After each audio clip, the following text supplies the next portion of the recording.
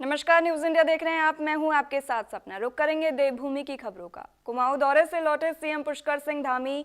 जनसंवाद और फीडबैक पर केंद्रित रहा ये दौरा। सीएम धामी ने कई संगठनों के साथ बैठक की। कुमाऊं के 2 दिवसीय दौरे के बाद देहरादून में मुख्यमंत्री पुष्कर सिंह धामी लौटे हैं। आपको बताते चले, धामी ने कहा कि यह दौरा पूरी तरह जनसंवाद और जमीनी फीडबैक पर केंद्रित रहा। मुख्यमंत्री ने बताया कि 2 दिनों तक वे लगातार जनता के बीच रहे और इस दौरान कई सामाजिक संगठनों और स्वयंसेवी संस्थाओं के साथ बैठकें की, जिनसे सरकार के कामकाज को लेकर सकारात्मक बयान मिले। वहीं सीएम ने कहा कि दौरे के दौरान अधिकारियों को जनता की समस्याओं के तुरंत समाधान के निर्देश दिए। उन्होंने बताया कि लोगों से सरकार की योजनाओं को लेकर फीडबैक लिया गया, जिसमें ज्यादातर लोगों ने कहा कि सरकारी योजनाएं अब आसानी से जरूरतमंदों तक पहुंच रही हैं। मुख्यमंत्री ने इसे सरकार की कार्यप्रणाली की बड़ी सफलता बताया।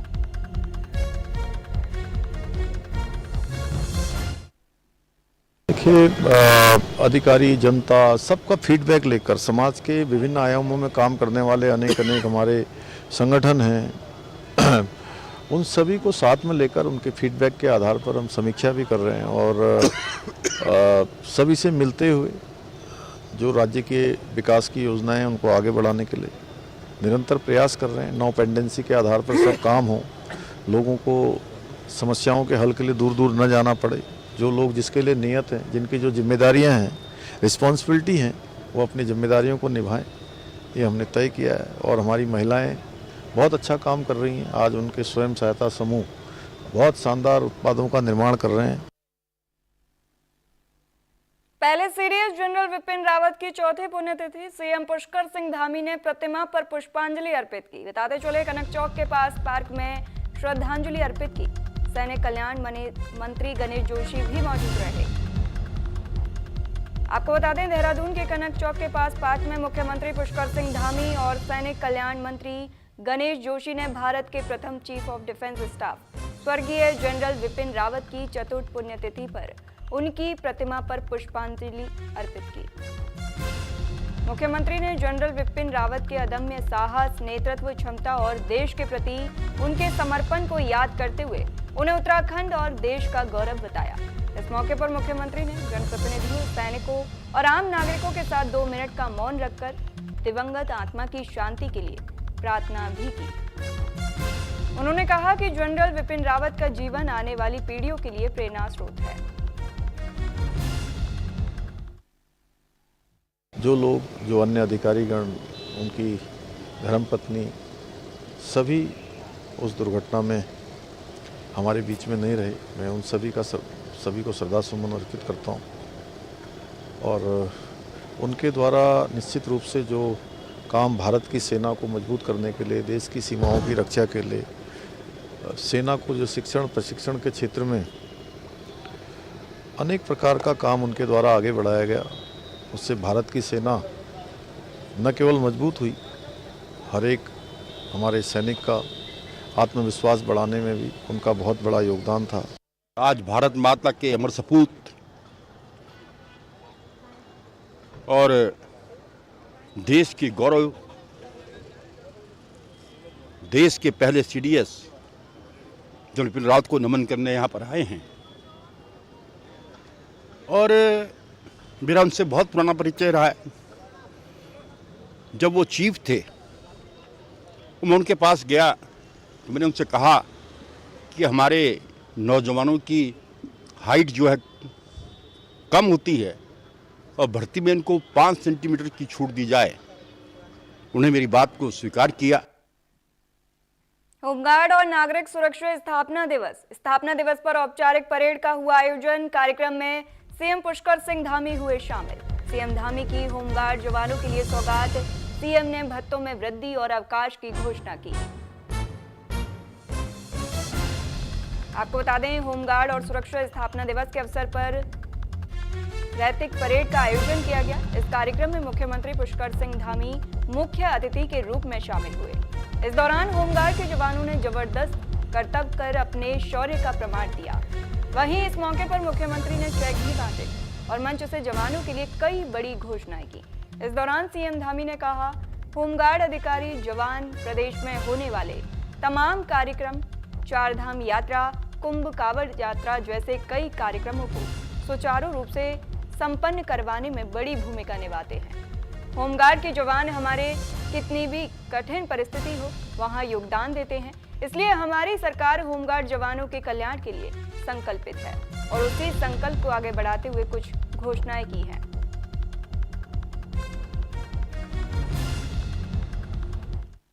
आज सबसे पहले तो होमगार्ड स्थापना दिवस पर मैं सभी होमगार्ड्स के अधिकारियों को, हमारे वीर जवानों को जो अनवरत रूप से हमारे अनेक राज्य के अंदर होने वाले कार्यक्रमों को, चारधाम यात्रा को, कुंभ कांवड़ और अन्य आयोजन, उन सभी को बहुत अच्छे तरीके से संपन्न करवाने में अपनी बहुत महत्वपूर्ण भूमिका निभाते हैं।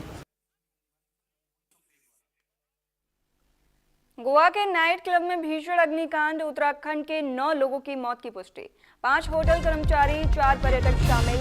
हादसे से पूरे उत्तराखंड में शोक की लहर। पोस्टमार्टम के बाद शव सौंपने की प्रक्रिया शुरू। क्लब संचालकों पर लापरवाही की जांच तेज।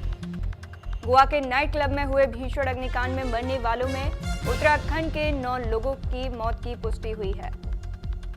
मृतकों में उत्तराखंड के 5 होटल कर्मचारी और 4 पर्यटक शामिल हैं।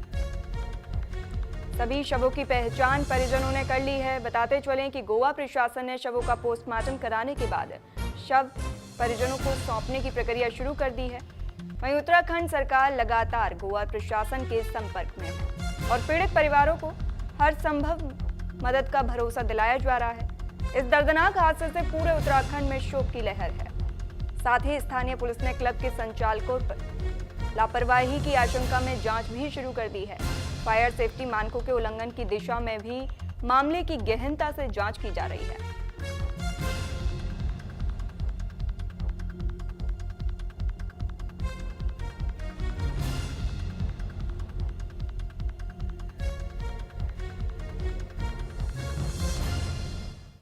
गोवा के नाइट क्लब में भीषण अग्निकांड, उत्तराखंड के 9 लोगों की मौत की पुष्टि हुई है। हादसे पर मुख्यमंत्री धामी ने दुख जताया है, वहीं परिवारों को सहायता का भरोसा भी दिया। गोवा के नाइट क्लब में हुए भीषण अग्निकांड में मरने वालों में उत्तराखंड के 9 लोगों की मौत की पुष्टि, आधिकारिक पुष्टि हो गई है।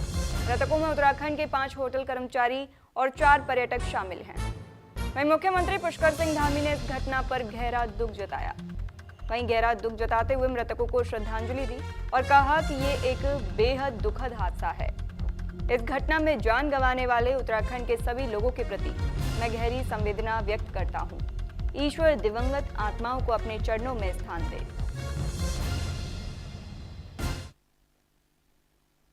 बहुत दुखद हादसा हुआ है और उसमें जो उत्तराखंड के हमारे पारिवारिक जन जिनके बहुत अपूर्णीय क्षति हुई है, मैं उन सभी के प्रति अपनी संवेदनाएं व्यक्त करता हूँ, श्रद्धांजलि देता हूँ उनको और उनके परिवारजनों को भगवान शक्ति दे ऐसे समय में, जो कठिन समय उनके परिवार के ऊपर आया है। असमय ही उनको एक दुख का सामना करना पड़ा है। भगवान उनको अपनी शक्ति दे और उन सभी दिवंगत आत्माओं को अपने श्री चरणों में स्थान दे। गोवा के हरपोरा में नाइट क्लब में सिलेंडर विस्फोट से भीषण आग लगी। आग से 25 लोगों की मौत हो गई, जिनमें ज्यादातर नाइट क्लब के कर्मचारी थे। इस भीषण हादसे में चंपावत जिले के बाराकोट ब्लॉक के नेत्र सलान गांव के युवक की भी दर्दनाक मौत हुई। मृतक युवक नाइट क्लब में सेफ का काम करता था। इस दुखद हादसे पर लोहाघाट विधायक खुशहाल सिंह अधिकारी ने गहरा दुख जताया।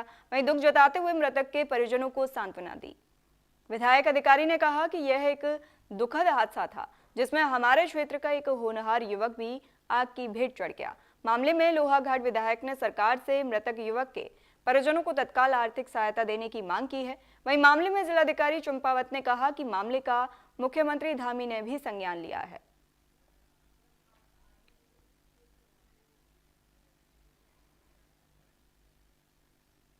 खबरों में आगे बढ़ेंगे। उत्तरकाशी में रक्षा मंत्री राजनाथ सिंह ने 125 योजनाओं को वर्चुअल जरिए राष्ट्र को समर्पित किया, जिसमें सीमांत जनपद के नेलांग और भैरव घाटी में 2 फूलों का वर्चुअल के जरिए राजनाथ सिंह और गंगोत्री विधानसभा के विधायक ने रिबन काटकर उद्घाटन किया, जिसमें आने वाले समय में पर्यटकों के साथ सेना को बॉर्डर तक पहुंचने में बड़ी आसानी होगी।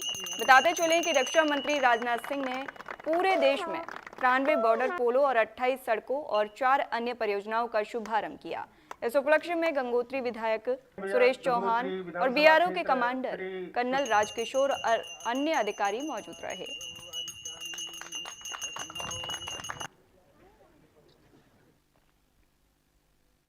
माननीय राजनाथ सिंह जी के द्वारा लेह से वर्चुअल पुलों का उद्घाटन किया गया और इस गरिमा में उपस्थिति मुझे भी यहाँ पर जो बीआरओ के अधिकारी हैं, हमारे कमांडर श्री राजकिशोर जी और उनकी पूरी टीम के साथ यहाँ पर रहने का मौका मिला उद्घाटन पर।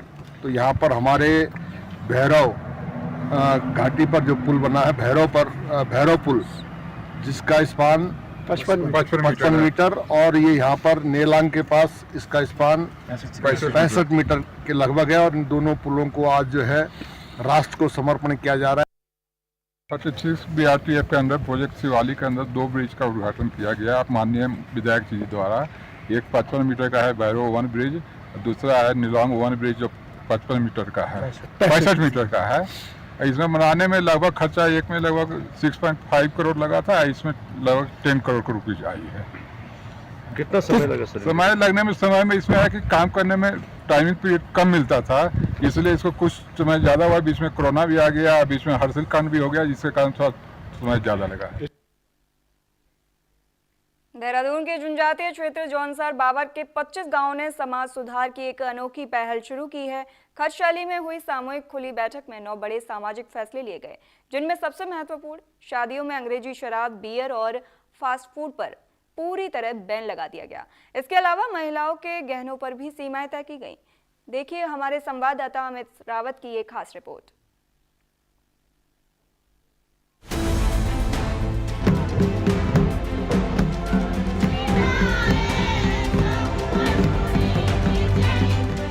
चारों ओर फैली खूबसूरत पहाड़ियां, दिलकश नजारे और अपनी समृद्ध संस्कृति के लिए दूर दूर तक पहचाने जाने वाला जौनसार बावर इन दिनों एक अद्भुत सामाजिक सुधार आंदोलन की वजह से सुर्खियों में है। यहाँ की खत शैली में शामिल 25 गांवों ने मिलकर शादी की परंपराओं को सादगी से सजाने का संकल्प लिया है।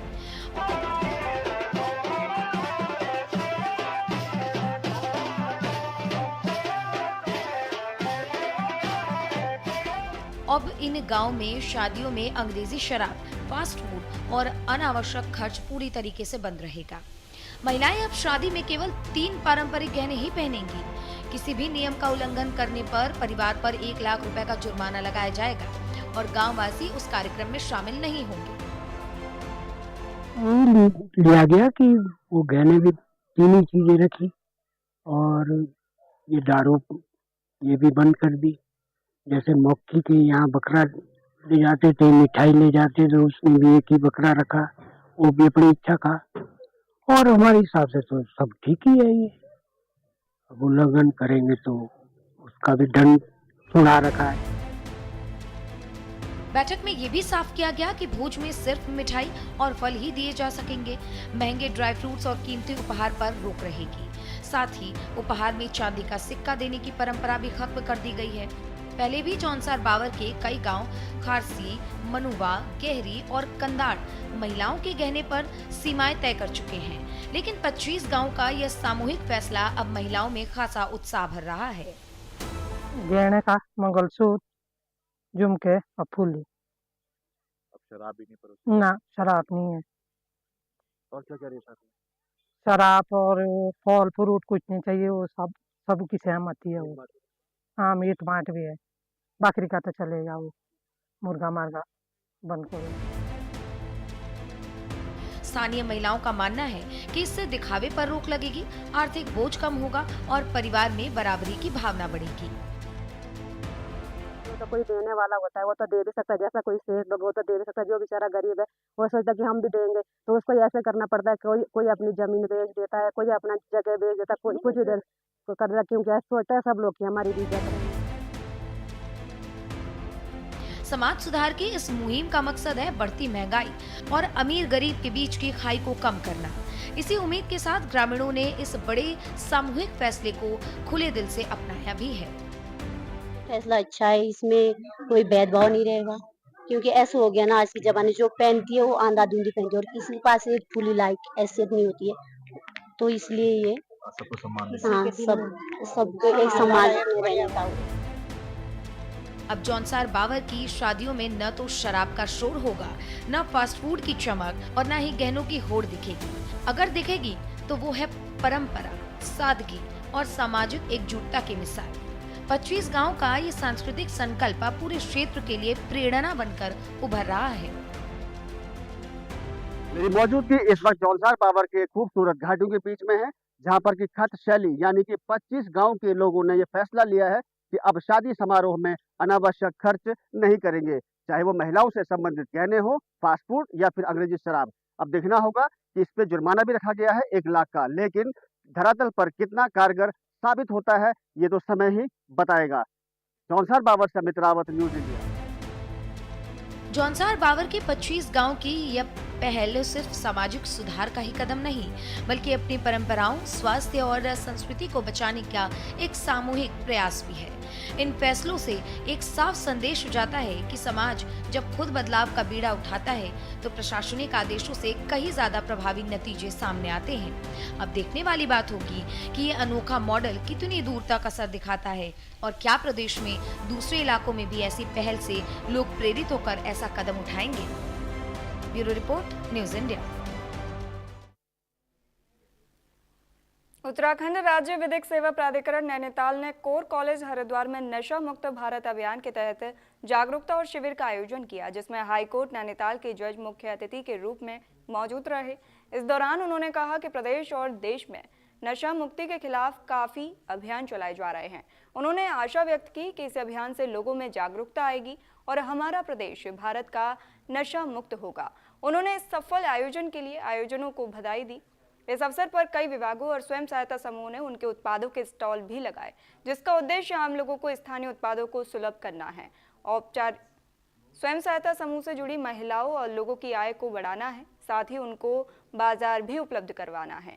शिविर में कई संस्थाओं ने स्टॉल लगाए और पुलिस विभाग के द्वारा भी अभियानों के संबंध पर प्रदर्शनियां लगाई गईं।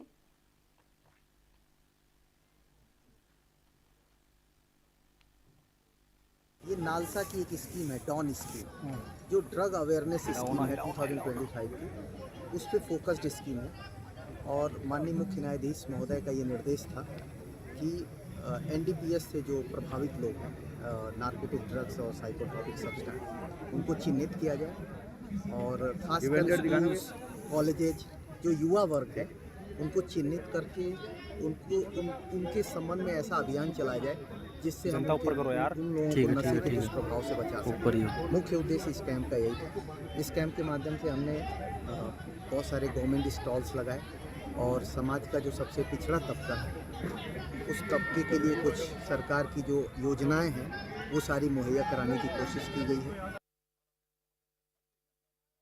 मल्टीपर्पज लीगल लिटरेसी कैंप था, जिसमें माननीय मुख्य न्यायाधीश हमारे माननीय उच्च न्यायालय द्वारा शिरकत की गई थी और साथ ही साथ जस्टिस ग्रेजुएट थे। यहाँ मेन जो पर्पज था वो आज हमारी जो एक डॉन है, जिसे drugs awareness and wellness communication scheme कहते हैं, इस थीम्ड पर आधारित ये मल्टीपर्पज कैंप था। यहाँ तमाम जो प्रोग्राम्स भी हुए वो चाहे इसमें हम कहें कि जितने हमारे वक्ता थे उन सभी ने नशे की रोकथाम हेतु क्या हमारे राज्य का आंकड़ा है नशीले पदार्थों के, वो सब आज यहाँ पर बताया गया है। देहरादून के सर्वे चौक स्थित IRDT ऑडिटोरियम में एक विशेष सम्मान समारोह आयोजित किया गया, जिसमें नैनीताल और उधम सिंह नगर दुग्ध उत्पादक सहकारी संघों के पदाधिकारियों और कर्मचारियों ने पशुपालन मंत्री सौरभ बहुगुणा का सम्मान किया। लंबे समय से लंबित पड़ी पदोन्नति प्रक्रिया को फिर से शुरू किए जाने पर कर्मचारियों ने सरकार के फैसले का स्वागत किया और संतोष जताया। कार्यक्रम को संबोधित करते हुए मंत्री सौरभ बहुगुणा ने कहा, दुग्ध संघों, किसान भाइयों और मृतक आश्रितों से जुड़े सालों पुराने मामलों का समाधान सरकार की प्राथमिकता है। उन्होंने कहा कि 15 साल बाद दुग्ध कर्मचारियों के लिए पदोन्नति का रास्ता खुलना विभाग में नई ऊर्जा का संचार करेगा। मंत्री ने भरोसा जताया कि पदोन्नति बहाली के बाद कर्मचारी दुग्ध संघों को मजबूत बनाने में और अधिक सक्रिय भूमिका निभाएंगे। साथ ही उन्होंने आंचल को उत्तराखंड का शीर्ष ब्रांड बनाने के लिए सभी के संयुक्त प्रयासों पर भी जोर दिया।